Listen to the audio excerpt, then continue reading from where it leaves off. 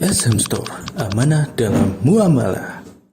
Assalamualaikum warahmatullahi wabarakatuh.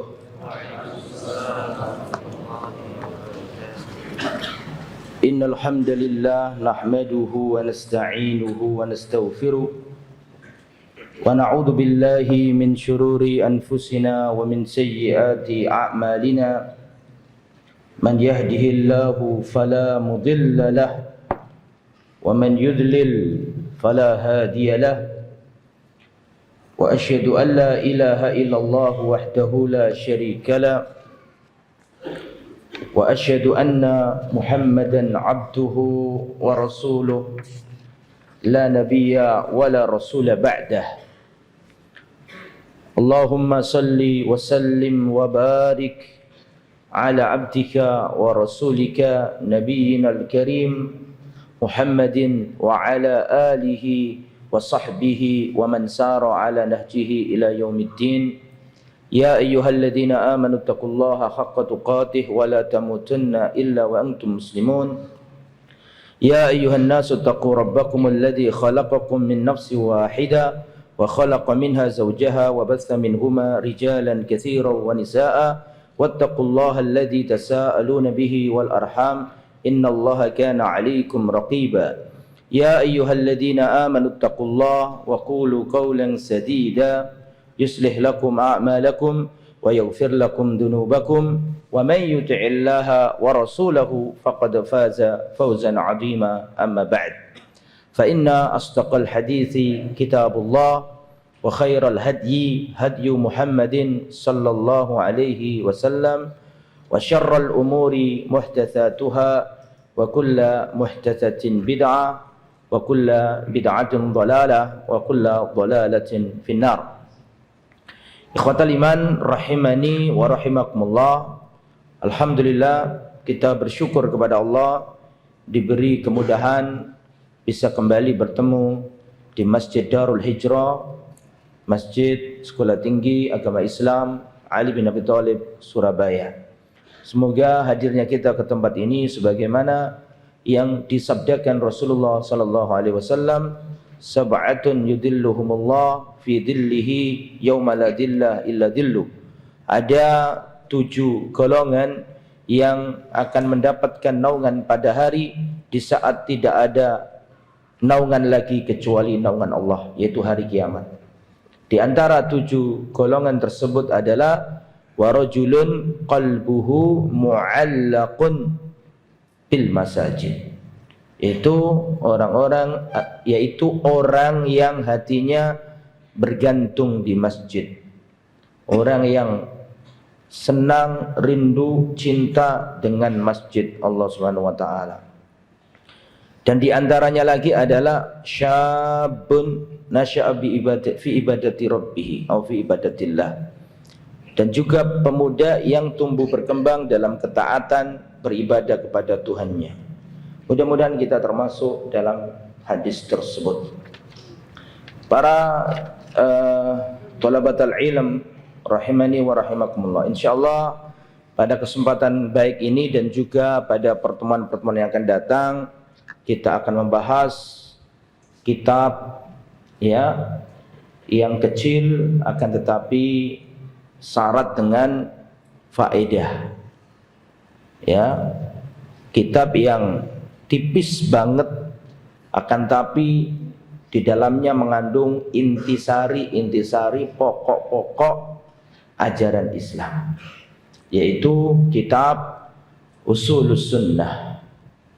Kitab Ushulus Sunnah yang digarang oleh Al-Imam Ahmad, yang dikarang oleh Al-Imam Al-Mubajjal, Al-Imam Ahmad bin Hanbal rahimahullah rahmatan wasi'ah. Kitab ini kitab yang dipuji oleh para ulama. Dan saya sudah nyampaikan ke BEM mungkin belum sudah dapat kitab. Belum dapat, mungkin belum selesai proses percetakannya. Mudah-mudahan pada pekan depan semua sudah ada di atau semua sudah mendapatkan kitab tersebut, ya, harus punya kitab tersebut. Kalau sekarang tidak apa-apa lah, ini pendahuluan belum selesai dicetak, mudah-mudahan pekan depan sudah punya kitab semua. Jadi kitab Ushulus Sunnah ini kitab yang memuat pondasi-pondasinya agama. Kitab Ushulus Sunnah ini, ya, di dalamnya terkandung intisari ajaran Islam yang benar, yang lurus, yang murni. Pokok-pokoknya, intisarinya, ya. Kitab ini dikarang oleh Al-Imam Ahmad bin Hanbal rahimahullah, dan beliau adalah imamun min a'immati ahli sunnati wal jamaah. Imam Ahmad adalah salah seorang imam di antara imam-imam ahli sunnah wal jamaah, al-athariyah, as-salafiyah. Beliau di zamannya terjadi banyak pergolakan pemikiran.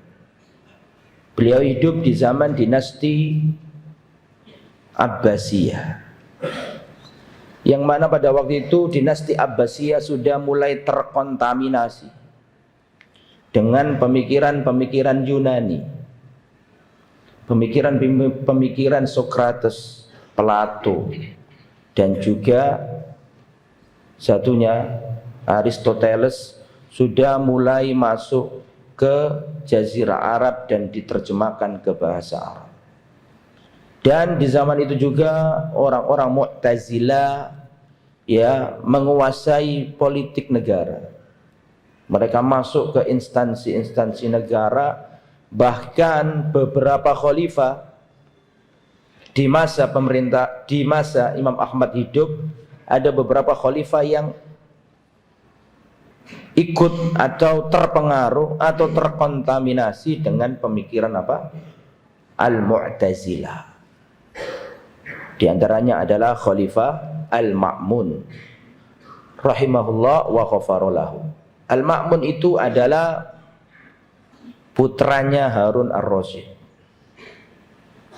yang biasanya kisahnya dijual di bis-bis bersama Abu Nawas. Lah itu banyak enggak benernya, ya, banyak enggak benernya.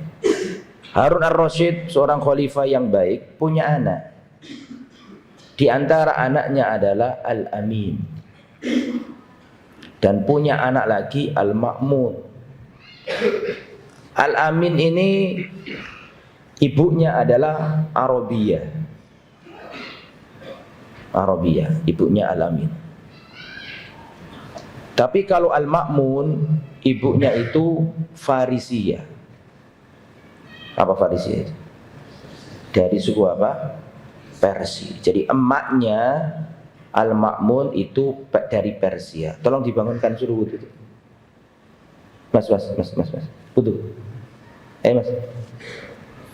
Wudu enggak apa-apa, nanti kembali lagi. Enggak apa-apa, orang ngantuk itu ya enggak apa-apa. Yang penting wudu dulu. Sampai mana tadi? Nah, jadi Al-Ma'mun ini punya emak, punya ibu dari suku apa? Persia. Adapun yang satunya tadi Al-Amin, emaknya apa? Arabiyah. Dalam pergolakan politik yang dijadikan, wudu dulu Mas, wudu dulu. Yang dijadikan khalifah pertama kali, sudah lihat Ustaz. Lihat Ustaz. Sampai mana tadi? Ungkapan sampai mana tadi itu untuk memusatkan apa? Perhatian. Sampai mana tadi? Al-Ma'mun, betul ya? Dalam pergolakan politik dinasti Abbasiyah, yang dijadikan khalifah pertama kali adalah Al-Amin. Jadi Al-Amin sama Al-Ma'mun, dua-duanya putra dari siapa tadi? Harun ar-Rasyid. Yang dijadikan khalifah pertama adalah Al-Amin. Emaknya sukunya apa? Arabi. Kalau Harun jelas Arabi Quraisy, keturunan Abdullah bin Abbas. Lah Al-Amin ini enggak cocok sama saudaranya. Siapa tadi namanya? Al-Ma'mun. Maka nanti akhirnya Al-Ma'mun membunuh Al-Amin. Al-Ma'mun membunuh Al-Amin. Sehingga yang jadi khalifah bukan Al-Amin lagi, tapi yang jadi khalifah adalah siapa? Al-Ma'mun. Ya biasa, politik kan gitu, bisa bunuh membunuh. Ya terlepas dari siapa yang salah, siapa yang benar, tapi Al-Amin terbunuh. Diganti siapa? Al-Ma'mun. Nah, Al-Ma'mun ini beliau rahimahullah wa ghafarallahu dalam masa pemerintahannya terpengaruh dengan pemikiran apa? Al-Mu'tazilah tentang khalqul Quran. Terus Al-Ma'mun ini karena dibisiki oleh bitonas su, ya, pembisik-pembisik yang jelek, maka mengeluarkan dekrit yaitu khalqul Quran, mihna khalqul Quran. Semua ulama harus dites, ditanyai ulama itu. Al-Quran itu apa? Kalau dia mengatakan Al-Quran itu makhluk, selamat. Selamat. Berarti dia pro dengan ulamanya khalifah, yaitu tadi para orang-orang apa? Mu'tazilah. Kalau ulama ditanya Al-Quran apa? Ma ra'yukum fil Quran? Apa pendapatmu tentang Al-Quran? Nah, di saat kondisi seperti itu Imam Ahmad hidup di kondisi zaman di mana negaranya ya dikuasai ya penasihat-penasihat yang berpemikiran apa tadi? Mu'tazilah. Sehingga khalifah mengeluarkan dekrit semua ulama harus ya diuji. Makanya dikenal dengan mihnatu khalqil Quran. Mihnah, ujian. Ulama dipanggili satu-satu. Ditanya, ma ra'yukum fil Quran? Pendapatmu tentang Al-Quran itu apa? Al-Quran itu makhluk, Pak Hakim. Ya sudah, selamat ya. Al-Quran itu apa? Al-Quranu kalamullah wa laysa bimakhluqin. Al-Quran itu kalamnya Allah dan bukan makhluk. Langsung dipenjara, dijebloskan, disiksa, dipecuti. Sehingga hal itu menyebabkan beberapa sikap ulama di zaman itu. Sikap pertama adalah sikap yang keliru, mengikuti alur orang-orang Mu'tazilah, cari aman, cari selamat. Ketika ditanya apa itu Quran, Al-Quran makhluk, selesai. Sikap yang kedua, mereka lari dan keluar dari Baghdad karena ibu kota Al-Abbasiyah ada di mana? Baghdad. Berbeda dengan ibu kota Umayyah ada di Damaskus. Sikap yang kedua yang dilakukan ulama adalah keluar, meninggalkan kota Baghdad. Sikap yang ketiga bertauriyah. Tauriyah adalah yang belajar balaghah sudah ngerti toh. Apa tauriyah itu? Tauriyah itu satu kata dalam bahasa Arab yang mengandung beberapa makna. Makna yang pertama, makna yang dekat. Makna yang kedua adalah makna yang jauh. Orang yang diajak ngomong mikirnya makna yang dekat, padahal yang diinginkan oleh orang yang berbicara adalah makna yang jauh. Saya kasih contoh tauriyah.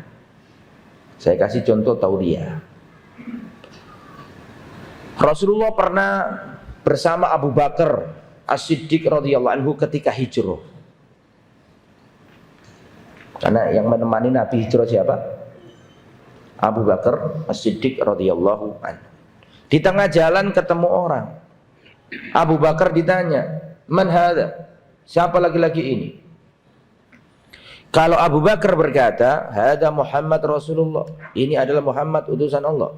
Tentu perjalanannya akan mudah diketahui oleh orang dan diceritakan ke orang banyak. Betul?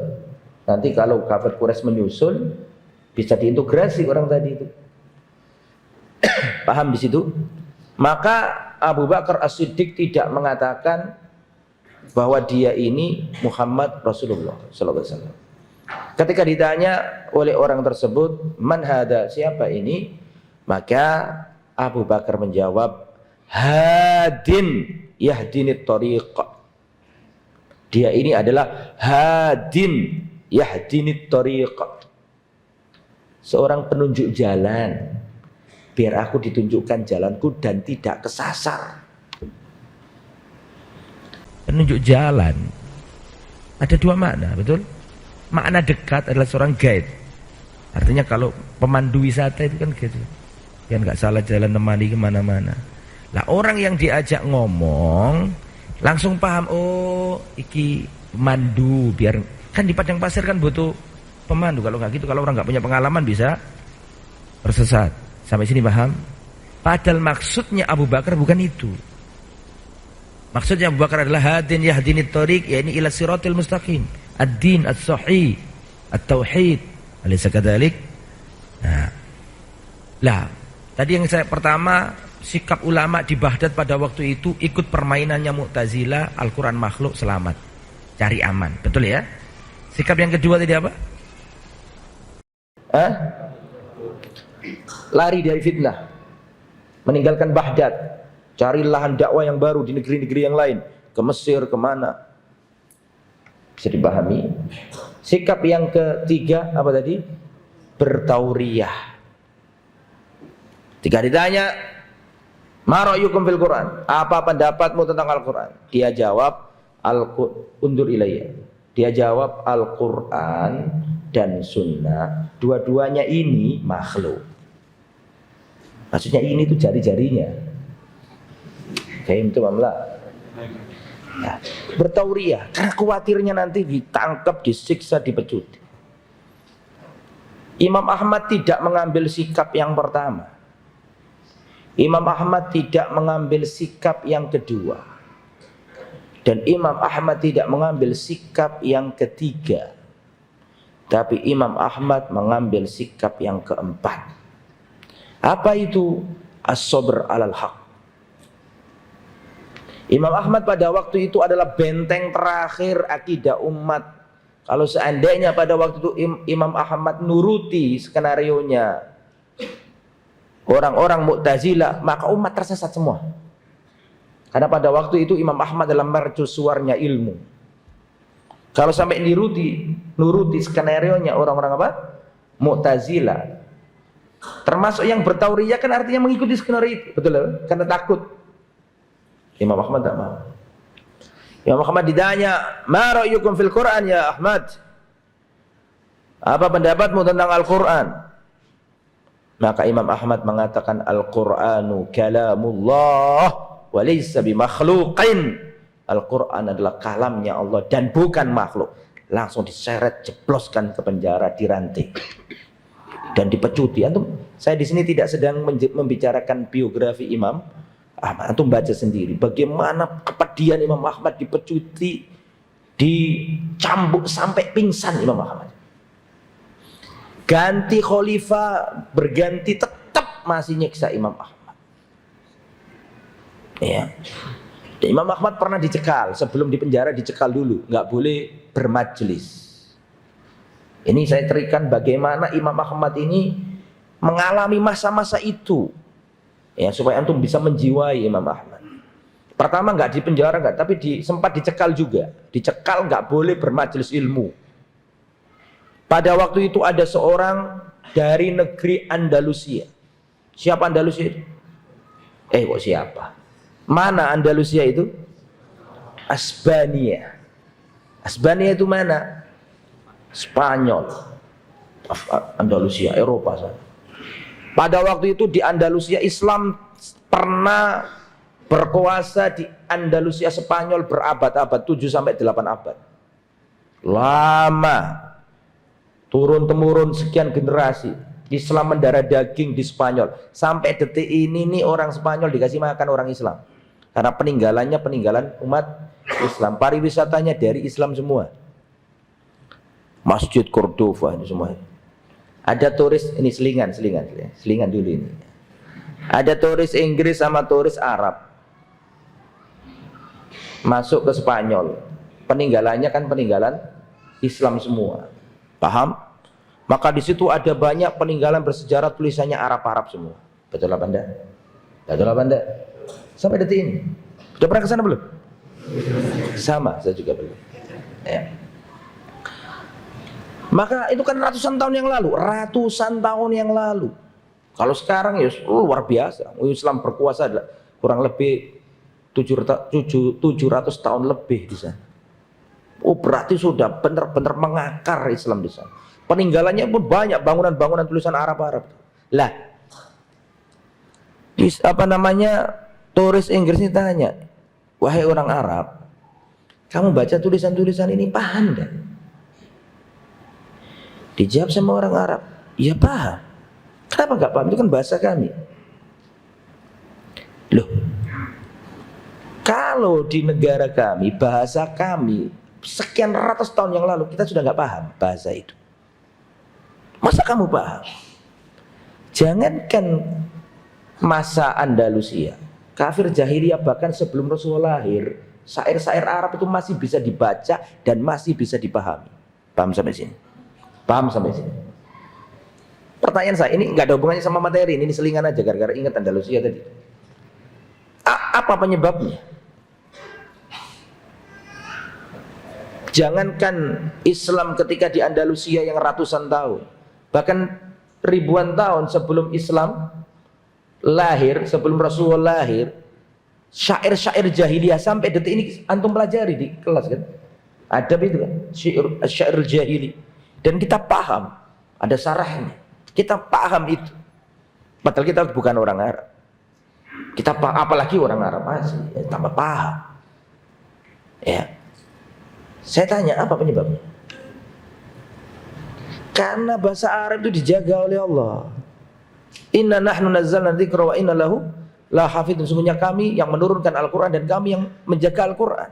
Penjagaan Allah kepada Al-Quran otomatis penjagaan Allah terhadap bahasanya Al-Quran. Makanya bahasa Al-Quran, bahasa Arab tidak akan pernah terdegradasi.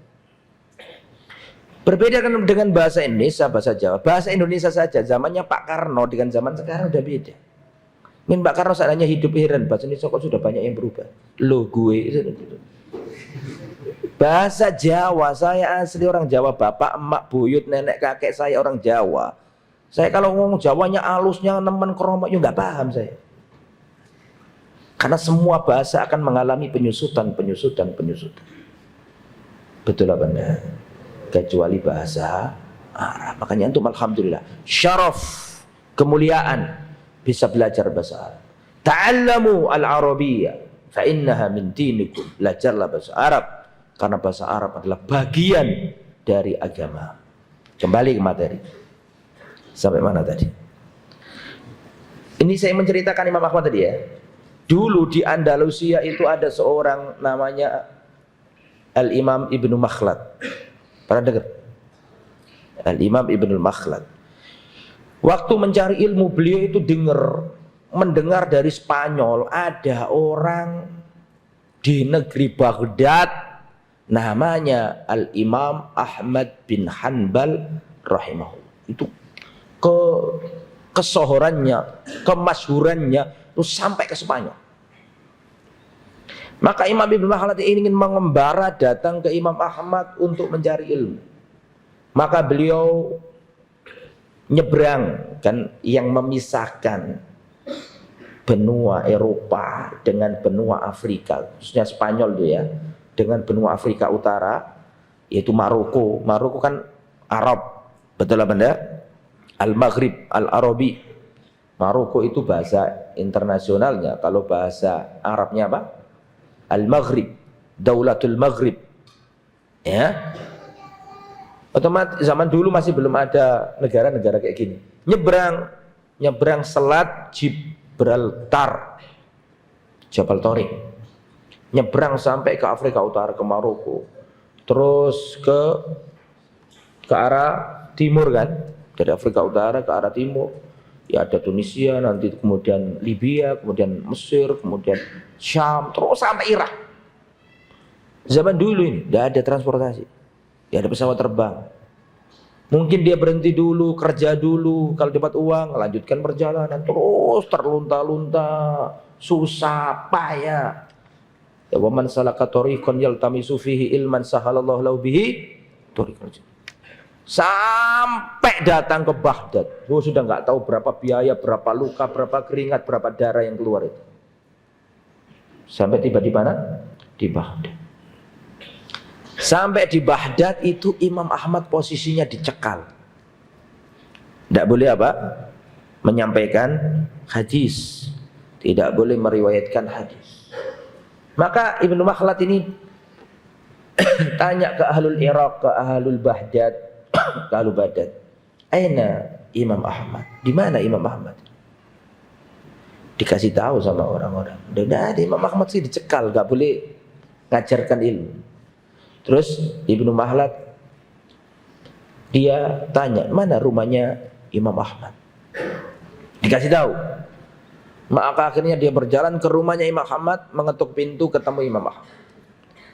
Wahai Imam Ahmad, saya datang dari negeri yang jauh. Ditanya sama Imam Ahmad, Asyam? Kamu dari Syam? Dia menjawab, ab'ad min dzalik, lebih jauh dari itu. Misr? Lebih jauh lagi, bukan Mesir. Afrika? Masih kurang jauh lagi. Dari mana? Minal Andalus. Dari negeri apa? Andalus, yakni kalau sekarang apa? Spanyol, bayangkan. Kemudian, apa tujuanmu kemari? Aku ingin belajar hadis kepadamu. Imam Ahmad ini sanadnya tinggi. Ahmad bin Hanbal belajar ke Imam Asy-Syafi'i, Imam Syafi'i belajar ke Imam Malik, Imam Malik belajar ke tabi'in namanya Nafi', Nafi' belajar ke sahabat namanya Abdullah bin Umar, Abdullah bin Umar belajar ke Rasulullah. Pengen dapat ilmu, pewaris para nabi. Datang Imam Ahmad, saya datang ke sini ingin mencari ilmu, menuntut ilmu. Sampaikanlah kepadaku beberapa hadis. Mohon maaf, aku nggak bisa, karena aku sedang dicekal oleh pemerintah. Dicekal oleh siapa? Pemerintah. Aku nggak boleh ngajarkan ini. Dalam kondisi gitu, dan Al-Ma'mun ini kesalahannya bukan kesalahan masalah korupsi ekonomi, bukan loh.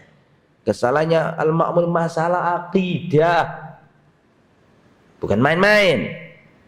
Itu pun Imam Ahmad tidak pernah memprovokasi orang untuk apa? Memberontak. Tidak pernah menyulut kemarahan bangsa atau rakyat Baghdad untuk berontak kepada Al-Ma'mun. Lihat bagaimana setianya Imam Ahmad kepada pemimpin kaum muslimin. Nanti diajarkan di kitab ini bagaimana sikap Ahlus Sunnah kepada seorang apa?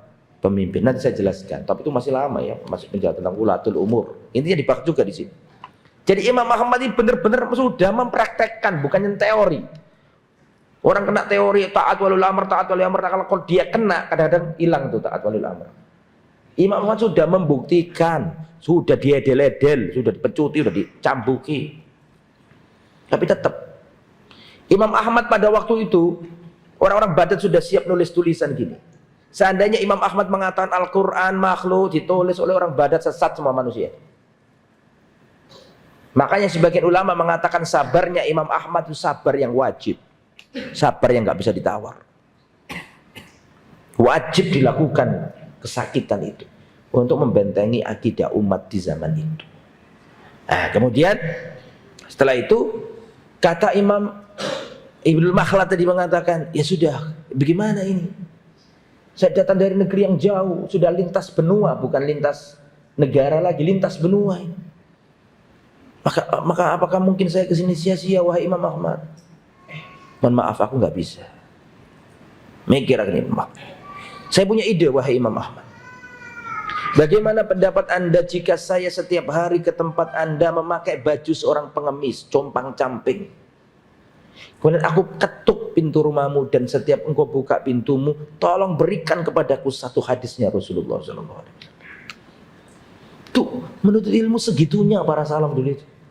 Lah kita ini maktabah, kitab hadis-hadis kita nggak baca. Makanya barokah ilmunya melekat para ulama dulu itu. Lah, itu juga menunjukkan betapa Imam Ahmad ini tidak mau menyelisih perintah. Nah, ini masih mending, masih dicekal. Tapi setelah itu nanti Imam Ahmad dijebloskan ke penjara, dipecuti, disiksa, bahkan Imam Ahmad sampai pingsan. Bahkan Al-Ghajuni itu ngomong, maafkan aku wahai Imam Ahmad, aku hanya menjalankan apa? Perintah, dipecuti. Ya. Dan itu kisahnya ma'ruf, antum bisa baca di kitab-kitab tarojum atau tarjama ulama. Nah, itulah Imam Ahmad. Beda dengan Imam Abu Hanifah, beda dengan Imam Malik, beda dengan Imam Syafi'i, yang mana sosio masyarakatnya pada waktu itu tidak begitu dahsyat seperti Imam Ahmad. Makanya Imam Ahmad punya buku khusus tentang masalah ini, karena hidup di masa pergolakan pemikiran. Jelas maksud saya? Makanya perhatikan saya. Jika disebutkan Hanafiyah, ini jelas perkara fikih. Kalau disebutkan Malikiyah, perkara fikih. Kalau disebutkan Syafi'iyah, perkara fikih. Tapi disebutkan Al-Hanabilah, tidak hanya mazhab fikih, tapi juga mazhab apa? Akidah. Karena orang Mu'tazilah itu nyebut pengikut Imam Ahmad dengan Hanabilah. Jadi kata Hanabilah itu kalau di literatur kefikihan paham ini adalah fikih, ya kan? Tapi kata Hanabilah juga dimutlakkan kepada para pengikut Imam Ahmad Azhariyah, Salafiyah, Sunniyah. Bisa dipahami saya? Itu menunjukkan karena Ustaz, berarti Imam Abu Hanifah, Imam Malik, Imam Syafi'i nggak perhatian dah masalah akidah, masalah manhaj kok? Bukan nggak perhatian, tapi masa itu belum atau tidak terjadi pergolakan yang sangat dahsyat, tidak seperti di zamannya Imam Ahmad. Jelas ya? Nah, sebab-sebab itu. Itulah keadaan masyarakat perpolitikan kenegaraan di zaman Imam Ahmad. Lah beliaulah pengarang kitab yang namanya kitab apa tadi? Ushulus Sunnah. Nah, sekarang kita akan berbicara tentang Ushulus Sunnah. Usul As-Sunnah, judulnya ini terdiri dari dua kata. Betul ya? Kata pertama yakni usul. Kata yang kedua adalah As-Sunnah. Saking hebatnya kitab Ushulus Sunnah ini, sebelum kita masuk ke inti pembahasan, saking hebatnya kitab Ushulus Sunnah ini, sampai-sampai Imam Uktubu, tulislah. Saking hebatnya dan pentingnya kitab Ushulus Sunnah ini, sampai-sampai Al-Imam Abu Ya'la Al-Hambali berkata, Al-Imam Abu Ya'la Al-Hambali berkata, "Lau ruhila ila Sin fi talabiha aw li talabiha lakana qalila." Lau ruhila ila Sin fi talabiha aw li talabiha lakana qalila. Seandainya diadakan perjalanan rihla, perjalanan jauh dari negeri Arab sampai ke negeri Cina untuk mencari Ushulus Sunnah, lakana qalila, niscaya itu masih sedikit harganya. Berarti kitab ini mahal apa murah? Ajibu. Seandainya diadakan perjalanan jauh dari negeri Arab sampai ke Cina untuk mencari kitab Ushulus Sunnah, lakana qalila, maka itu masih terlalu sedikit atau murah harganya. Berarti kitab ini mahal apa sedikit? Murah apa mahal? Mahal. Saking mahalnya, sampai seandainya orang itu harus mencari kitab ini sampai berangkat ke negeri Cina untuk mendapatkannya, itu masih terlalu kecil harganya. Saking mahalnya. Padahal aslinya perjalanan itu sudah apa? Sudah mahal banget toh, mengeluarkan biaya tenaga, tapi masih terlalu murah dibandingkan dengan apa tadi?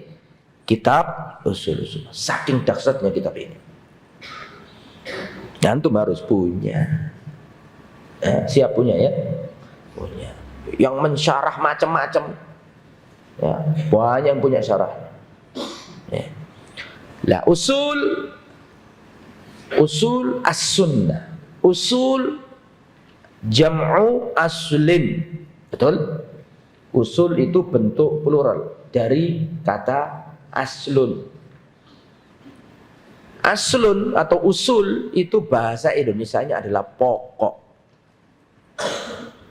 landasan, pondasi. Ya, dalam bahasa Arabnya aslun yakni ma yubna alaihi syai'un. Ana ukarrir uktubu ya ikhwah. Aslun yakni ma yubna alaihi syai'un, sesuatu yang dibangun di atasnya sesuatu yang lain. Berarti posisinya ada di mana? Di bawah, landasan, pondasi, intisari. As-sunnah berarti pondasinya as-sunnah. Berarti landasan, pondasi, intisari ajaran as-sunnah. Lah, kalau usul artinya pondasi, terus sunnah ini artinya apa? As-sunnah lughatan, as-sunnah secara bahasa, secara etimologi artinya at-tariq al-wadih, jalan yang terang.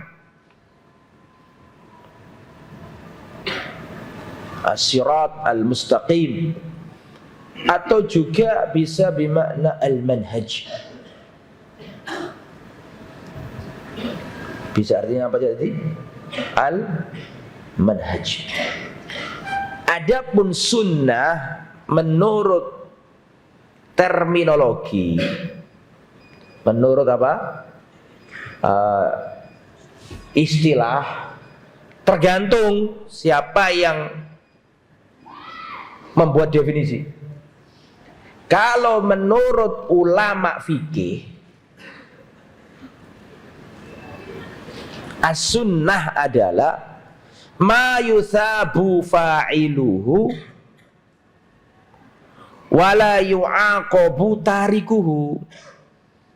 Sunnah adalah sesuatu yang jika dikerjakan maka pelakunya dapat, ya Allah, dapat pahala.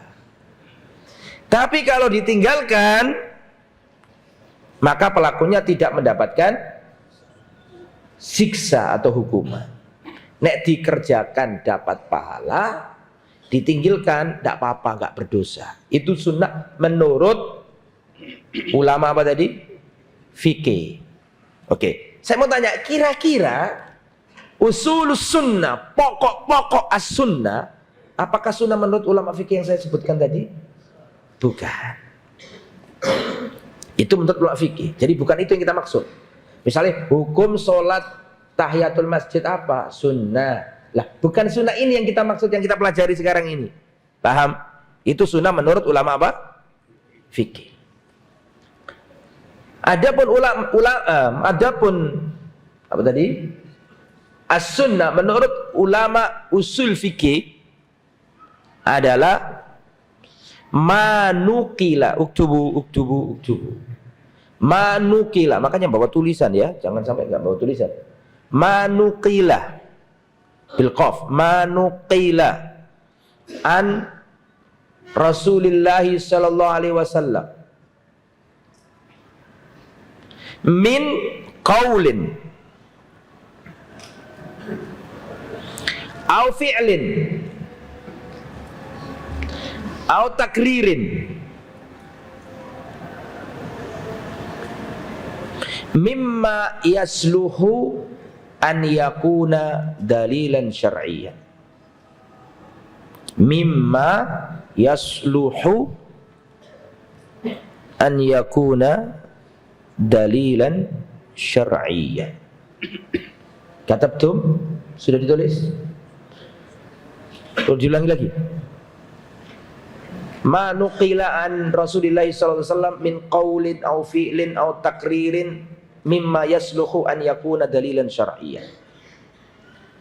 Wa'adhin insyaallah.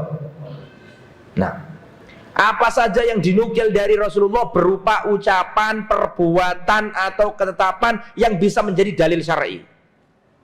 Berarti nggak semua perbuatan bisa menjadi dalil syar'i. Paham maksudnya? Yang bisa dijadikan dalil syar'i. Atau al-masdar as-tsani li ahkamil al-masdar as-tsani ba'dal Qur'an. Itu menurut ulama apa tadi? Usul fiqh. Sekarang yang nomor 3, menurut ulama ahli hadis. Menurut ulama apa nomor 3? Ahli hadis.